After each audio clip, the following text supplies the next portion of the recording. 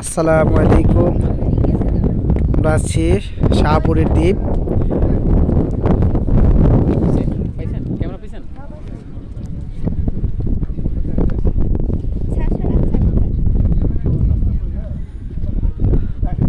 বাংলাদেশের সর্বদক্ষিণে, এরপর আর কোনো কিলোমিটার নাই।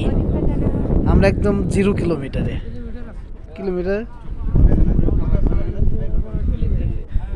কিলোমিটার নাই, কিলোমিটার আছে, তবে আমরা দক্ষিণে আছি, বাংলাদেশের দক্ষিণে, একদম দক্ষিণে। আমরা সবাই জানি টেকনাফ থেকে তেঁতুলিয়া বাংলাদেশের। আমরা সেই টেকনাফের একদম মিয়ানমারের কাছে। দেখেন মিয়ানমার দেখা যাচ্ছে, এখান থেকে ছোট ছোট করে দেখা যাচ্ছে মিয়ানমার। সে শাহপুরের দ্বীপে দাঁড়িয়ে আছি।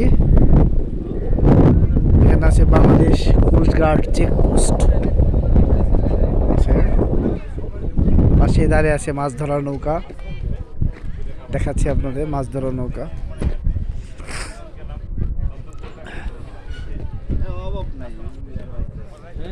আমি তো আপনার ভাবি হঠাৎ করে ধরবো, চলো বন্ধ টন্ধ একদিনে।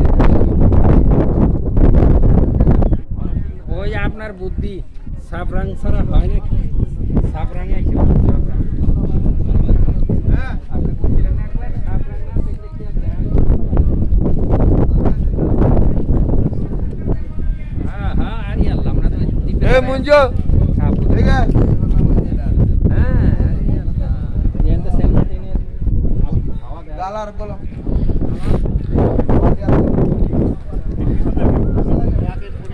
হচ্ছে শাহপুরের দ্বীপ। শাহপুরের দ্বীপে আমাদের ফারুক আহমেদ স্যার, তার কাছে শুনবো স্যারের কেমন লাগছে আজকে শাহপুরের দ্বীপে এসে। স্যার, আপনার কেমন লাগছে স্যার? আমরা সেন্ট মার্টিনের খুবই কাছে আছি। অসম্ভব সুন্দর একটা জায়গা শাহপুরের দ্বীপ।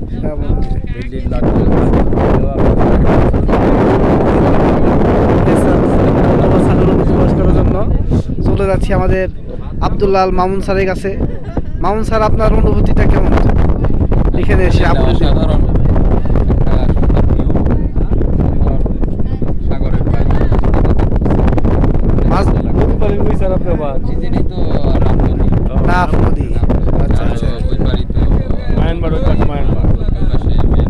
চলে যাচ্ছি আমাদের আবু তাহের স্যারের কাছে।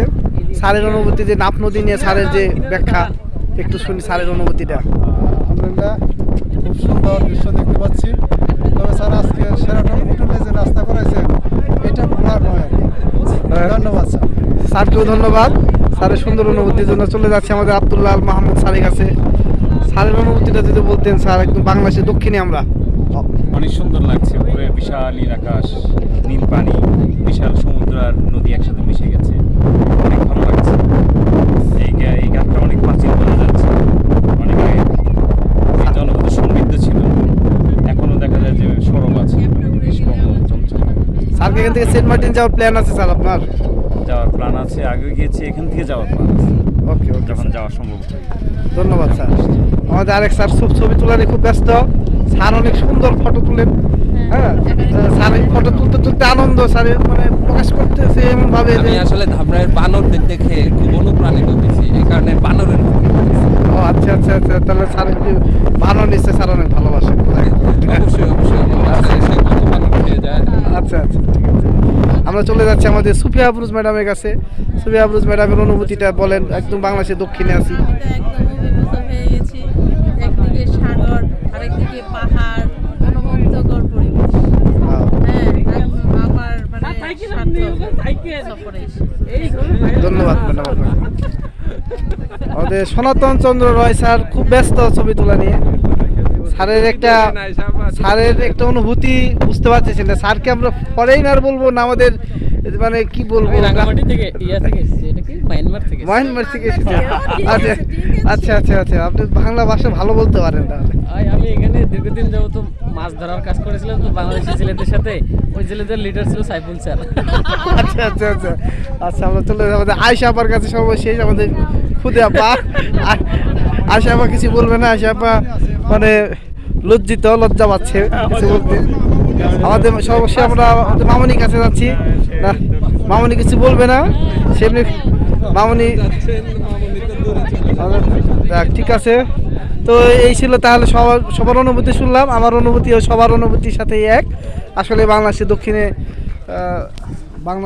দক্ষিণে আমরা সেই শাহপুরের দ্বীপে এসেছি এবং এখানে নাপ নদী, যেটা কিনা মিয়ানমারের সাথে সম্পৃক্ত। তো এখানে এসে আমার সহকর্মীরা যারা যে অনুভূতি প্রকাশ করেছেন, আমিও সবার সাথে আমার অনুভূতিটা প্রকাশ করছি। সাধারণ একটা ভালো লাগা মতো একটা জায়গা, নদী, সাগর, পাহাড় সব মিলিয়ে একাকার। মহান রবের সৃষ্টির যে অপরূপ একটা নিদর্শন, এখানে না আসলে বোঝাই যাবে না। তো মহান রবের প্রতি কৃতজ্ঞতা যে আল্লাহ তাআলা আমাদের এই দেশটাকে এত সুন্দর করে সাজিয়ে দিয়েছে। তো এই হলো আজকের মতো, এই পর্যন্তই। ধন্যবাদ। আসসালামু আলাইকুম।